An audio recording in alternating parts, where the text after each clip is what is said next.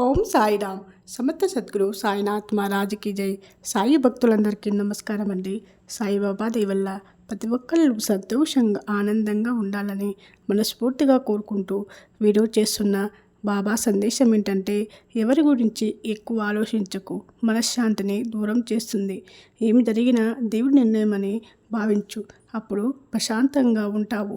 మంచితనానికి విలువ లేదు అన్నది ఎంత నిజమో, మన మంచితనము మనల్ని కాపాడుతుంది అన్నది కూడా అంతే నిజము. ఇతరులు నీ గురించి కావాలని మాట్లాడే చెడు నీ పాదాలకు అంటిన దుమ్ముతో సమానం. దానిని వదులుకోవాలే కానీ పదే పదే తలుచుకొని కుమిలిపోకూడదు. కోపంలో నీ నోటి వెంట వచ్చే ప్రతి మాట నీ చేతిలో నిప్పు కణిక లాంటిది. దాన్ని అవతలి వారి మీదకు విసుదామనుకుంటావు. అది వారిని కాల్చదు, నీ నుంచి వారిని దూరంగా పారిపోయేలా చేస్తుంది. ఈ లోపల నీ చెయ్యి మాత్రమే తప్పక కాలుతుంది. సుఖదుఖాలు ఇసుక పంచదారలాగా కలిసిమెలిసి ఉంటాయి. ఒక చీమలాగా వాటిని వేరు చేయగలిగితే మిగిలేది ఆనందం. దీనికి ఎంతో నైపుణ్యం కావాలి, అంతరంగ మదనం కావాలి. అప్పుడే ఆధ్యాత్మిక పురోగమనము సాధ్యపడుతుంది. జీవితము మనకు చాలా నేర్పుతుంది అంటారు, కానీ జీవితంలో మనకు ఏమీ నేర్పదు. నేర్పే వాళ్ళను పరిచయం మాత్రమే చేస్తుంది.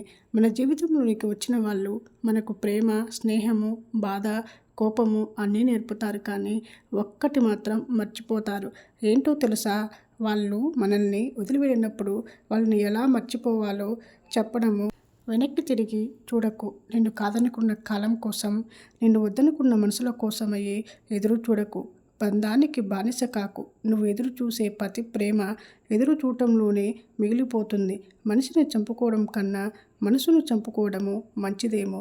మనిషి చనిపోతే బతకలేము, మనసు చంపేసుకున్న నవ్వుతూ నటిస్తూ బతికేయొచ్చు.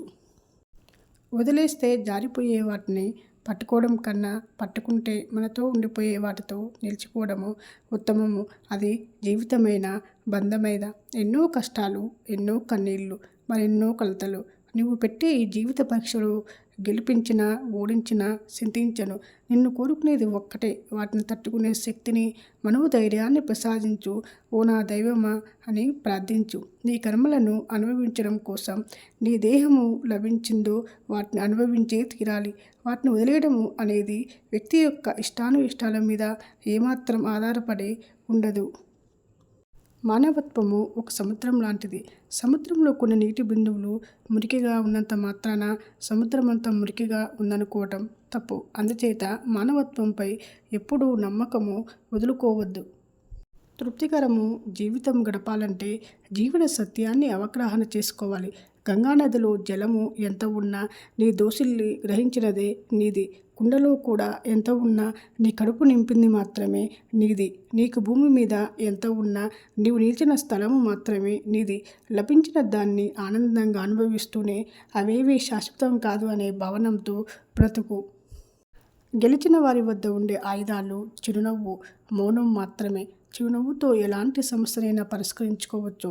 మౌనంతో ఎలాంటి సమస్యనైనా రాకుండా చూసుకోవచ్చు. కోల్పోవడంలో ఉన్న బాధ తెలిసినవాడు ఎవ్వరి కష్టం దోచుకోడు.